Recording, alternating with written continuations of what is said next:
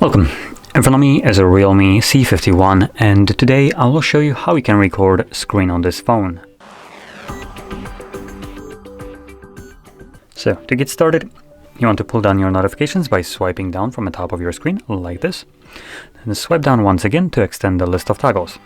Now, on one of the pages you will have your screen recording toggle, so if you don't see it on the first page, you can swipe to the left, and this will show you the second page where the toggle is located for me. As you can see, it's right over here. Once you see it, you can tap on it. It will bring up, if you tap on an arrow, this little overview right here, giving you a couple options like record audio. Device is set by default, then under that you have microphone or device and the microphone, and obviously if it's disabled like it is by default, it won't be recording any audio. And then below that we have show touches on screen, which will record a semi-transparent gray dot wherever your finger was pressing the display.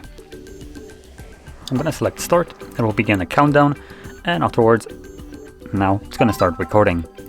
So I'm going to move my finger just a little bit on the screen just so you can see that dot later on the recording, and see if we have some application that I can open, specific one, but I don't see it.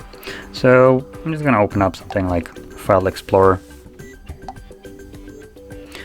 Now once you're done recording, pull down your notifications, and let's see, we are looking right here under the system UI. We will have recording screen. We can tap on the drop down and select stop, and this will automatically stop and save your screen recording to your Photos application. So I'm going to open that up, and as you can see, it shows up right here. Now if you have additional tabs at the bottom like albums, I believe it's called, then you will probably be only seeing your screen recordings under albums, under screen recordings or video.